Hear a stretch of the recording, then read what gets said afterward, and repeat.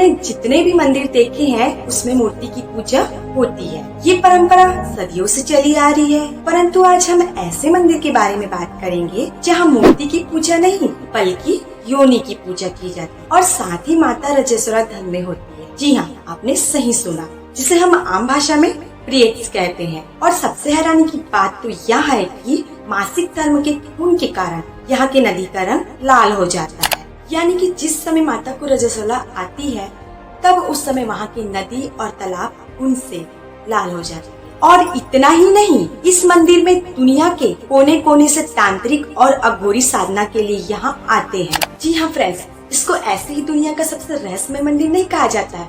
हम बात करें माँ कामाख्या मंदिर के बारे में, क्योंकि आज भी विज्ञान ने इस रहस्यमय मंदिर का रहस्य नहीं सुलझा पाया। यूँ तो भारत पर ऐसे हजारों मंदिर मौजूद है जहाँ चमत्कार होते हैं, जिससे भक्तों की विश्वास और श्रद्धा और भी बढ़ जाती है। परंतु आज हम ऐसे मंदिर की बात करेंगे जहाँ योनि की पूजा होती है, जो हमेशा फूलों से ढका हुआ रहता है और इस कुंड में हमेशा जल बहता रहता है, जहाँ आज भी माता को रजस्वला होती है। नमस्ते फ्रेंड, जय श्री जय माता दी। मैं हूँ पूजा और आप लोगों का मेरे चैनल में फिर से पर स्वागत है। तो सवाल ये है कि माता की योनि की पूजा क्यों की जाती है और साथ ही माता को रजस्वला धर्म क्यों आता है। तो इस सवाल का जवाब हमारे पौराणिक कथाओं में है।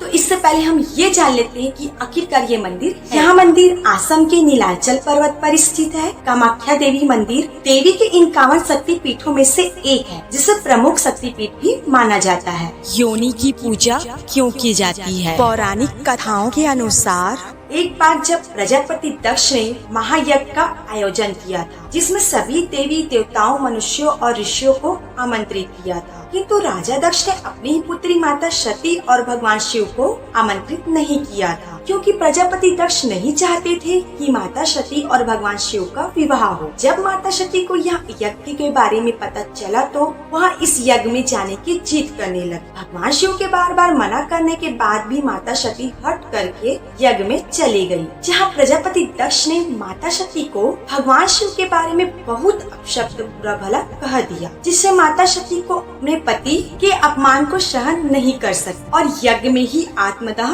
कर लिया। तब भगवान शिव वहाँ आए और माता सती का जला हुआ शरीर लेकर पूरे संसार में घूमने लगे, जिसके कारण भगवान शिव का क्रोध और बढ़ता ही जा रहा। तब इस स्थिति को संभालने के लिए श्री हरि विष्णु ने अपने सुदर्शन चक्र से माता सती के अंगों को काटना शुरू किया, जो कि 51 भागों में कटकर धरती के अलग अलग भागों में गिरा और बाद में यही 51 अंगों का शक्तिपीठ के रूप में स्थापना हुई। ऐसा माना जाता है कि असम के नीलाचल पर्वत पर माता सती के योनि गिरी और गिरने के बाद उसने पत्थर का रूप ले लिया। इसी में माँ कामाख्या का वास है।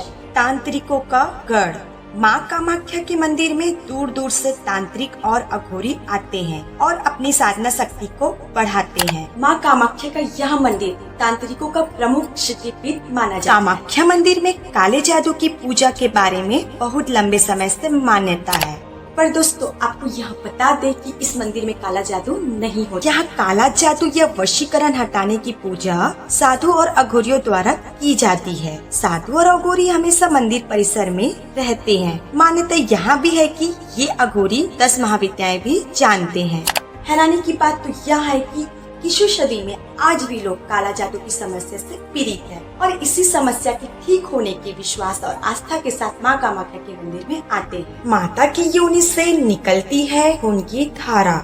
यह मंदिर 3 हिस्सों में बना हुआ है। इसका पहला हिस्सा सबसे बड़ा है, जहाँ पर हर शख्स को जाने नहीं दिया जाता है। वहीं दूसरे हिस्से में माता के पत्थर की योनि के दर्शन होते हैं, जहाँ योनि से हर समय पानी निकलता है। ऐसा कहते हैं कि इस पत्थर से खून की धारा निकलती है। ऐसा क्यों होता है और किस लिए होता है आज तक किसी को ज्ञात नहीं। ऐसा मान्यता है कि देवी 3 दिन के लिए मासिक धर्म में रहती है और इन 3 दिनों में ही मंदिर का पट बंद रहता है, जो 3 दिन के बाद दोबारा बड़े ही धूमधाम से मंदिर के पट खोले जाते हैं।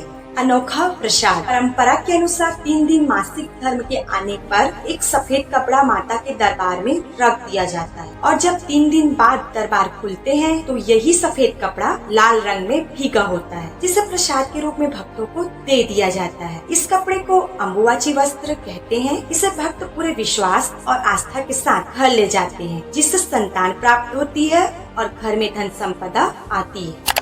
दोस्तों, आप लोग जानते हैं कि हर शक्तिपीठ में एक भैरव का मंदिर होता ही है, जो शक्तिपीठ का रक्षा करते हैं।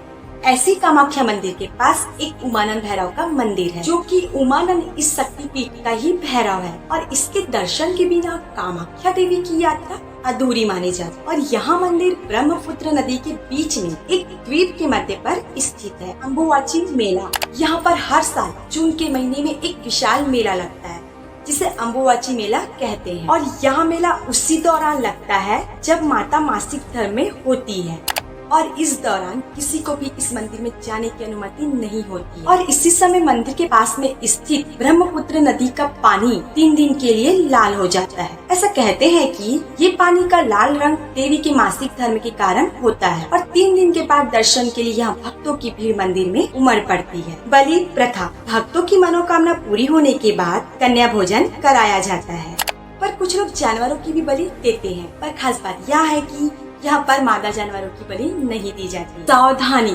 कामाख्या मंदिर में अम्बुवाची के समय कुछ विशेष सावधानी रखना बेहद जरूरी है। इस समय नदी में स्नान नहीं करना चाहिए, जमीन या मिट्टी को नहीं खोदना चाहिए और न ही कोई बीज बोना चाहिए। इन दिनों में यहाँ शंख और घंटी नहीं बजाते हैं और भक्तगण अन्न और जमीन के नीचे उगने वाले सब्जी फलों का त्याग करते हैं। ऐसी यहाँ की मान्यता है। तो चलिए दोस्तों, हम यहाँ भी जान लेते हैं कि माँ कामाख्या के मंदिर कैसे पहुँचे। कामाख्या मंदिर असम के राजधानी गुवाहाटी से 8 किलोमीटर दूर नीलांचल पर्वत पर स्थित है। सड़क, वायु या रेल मार्ग से आसानी से कामाख्या मंदिर पहुँचा जा सकता है। आई होप फ्रेंड्स, आप लोगों को माँ कामाख्या के बारे में जानकर अच्छा लगा होगा। अगर आप लोगों को मेरी जानकारी अच्छी लगी होगी तो प्लीज कमेंट बॉक्स में जय माँ कामाख्या लिखना ना भूलें। तो फ्रेंड्स, हमें इजाजत दीजिए, फिर मिलेंगे। जय माता दी, जय श्री कृष्ण।